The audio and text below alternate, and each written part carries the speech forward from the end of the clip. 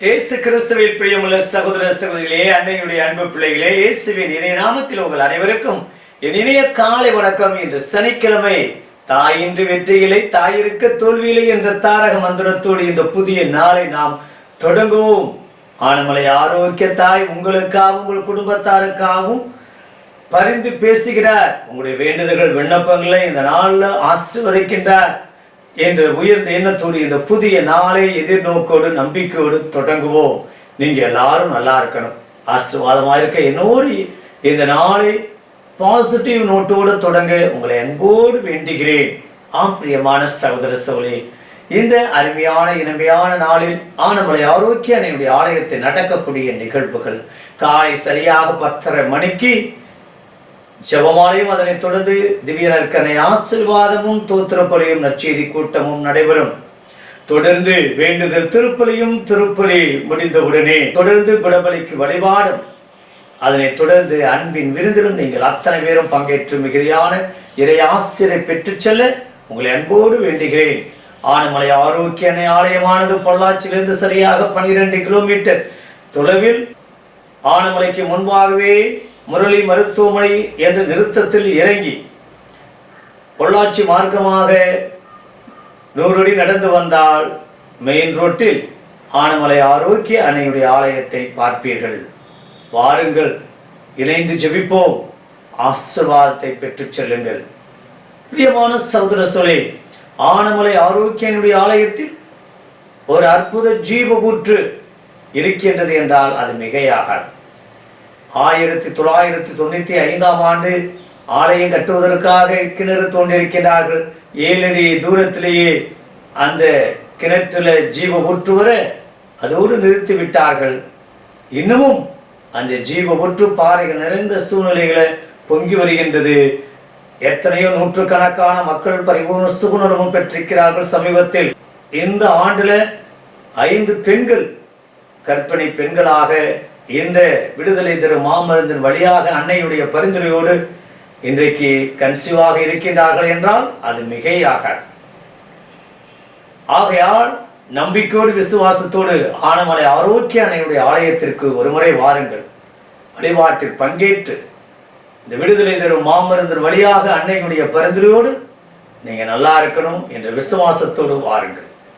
பிரியமான சகோதர சகோதரிகளே, இந்த நாளினுடைய நற்செய்தியில ஆண்டவர் தன்னுடைய பாடுகளையும் தன்னுடைய கஷ்டத்தையும் தன்னுடைய துன்பத்தையும் தன்னுடைய துயரத்தையும் தன்னுடைய சிலுவை மரணத்தை பற்றியும் அவர் பேசுகிறார். முடக்குவாத உற்ற சிறுவனுக்கு பரிபூர்ண சுகுணமும் கொடுத்த தேவன் இந்த நாளில் தொடர்ந்து அவர் தன்னுடைய பாடுகளை கூறுகிறார்.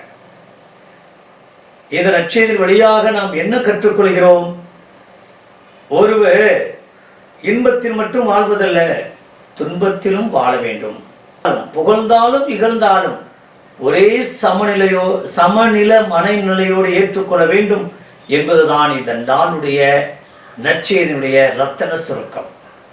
ஒரு சில நேரங்களில் நம்மை புகழ்ந்தார்கள் என்றால் உச்சிக்கு செல்வதும், இகழ்ந்தார்கள் என்றால் கீழே விழுந்து விடுவதும் என்பது ஒரு சிறந்த மனிதருக்கும் அல்லது முதிர்ச்சி அடைந்த மனிதருக்கும் ஒரு அடையாளம் அல்ல.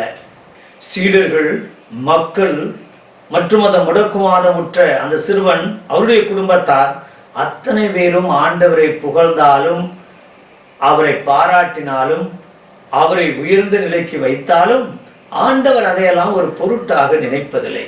அவருக்கு தெரியும் புகழக்கூடிய மக்கள் ஒரு நாள் இகழ்வார்கள் என்று.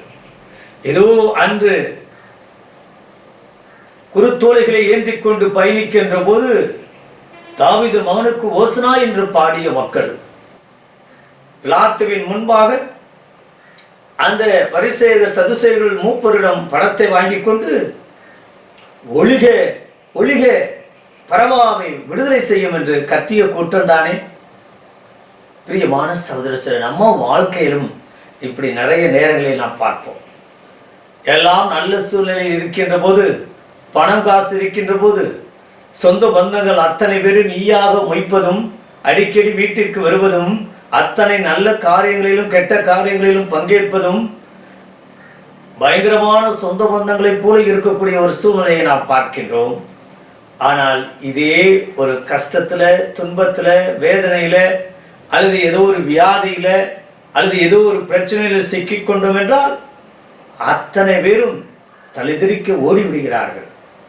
சொந்தம் எங்கே, பந்தம் எங்கே, உறவு எங்கே, நட்பு எங்கே, எல்லாம் மாறிவிடுகின்றது. பிரியமான சகோதர சூழலே, எப்படிப்பட்ட சூழ்நிலையிலும் நம்முடைய மனநிலை சரியாக இருக்க வேண்டும், அணுகுமுறை சரியாக இருக்க வேண்டும் என்பதே இந்த நாளில் ஆண்டவர் நமக்கு கற்றுக் கொடுக்கின்றார். இணைந்து ஜெபிப்போமா? பரலோக தந்தை இறைவா, இந்த அருமையான இனிமையான நாளுக்காக உமக்கு நன்றி செலுத்துகிறோம் தகப்பனே. நல்லவர், அற்புதங்களை அதிசயங்களும் செய்தாலும் உடைய இறப்பை பற்றியான அந்த செய்தியை சீடர்களுக்கு கூறியும் சீடர்கள் அதை ஏற்றுக்கொள்ளவில்லை, புரிந்து கொள்ளவில்லை, அவர்கள் அதற்கு கவனம் செலுத்தவில்லை. ஏனென்றால் அவர்கள் ஒருபோதும் இறை அரசு துன்பம் நிறைந்தது என்று எண்ணவில்லை. அவர்கள் எப்போதுமே இறை அரசு இனிமையானது, சுவையானது, நிறைவுள்ளது, பாதுகாப்பானது என்று நினைத்தார்கள். அத்தனையும் இந்த நாளிலே நீ தகத்தெறிந்து, வாழ்க்கை என்பது இன்பமும் மட்டுமல்ல, துன்பமும் தான். வறுமையிலும் வாழத் தெரியணும், வளமையிலும் வாழத் தெரியணும். பிறர் இகழ்ந்தாலும் பிறர் புகழ்ந்தாலும் அதையெல்லாம் நீ பெரிதாக எடுத்துக்கொள்ளாதே. அவை அத்தனையும் ஒரு காலத்தில் மறையும் என்று சொல்லக்கூடிய தேவனே, தொடர்ந்து எங்கள் வாழ்க்கையில உன்னுடைய மனநிலை கொண்டவர்களாக என்று வாழ கிருபை தரும்படி எங்கள் ஆண்டவராகிய இயேசு கிறிஸ்துவின் நாமத்தில் ஜெபிக்கிறோம் நல்ல பிதாவே. ஆமென்.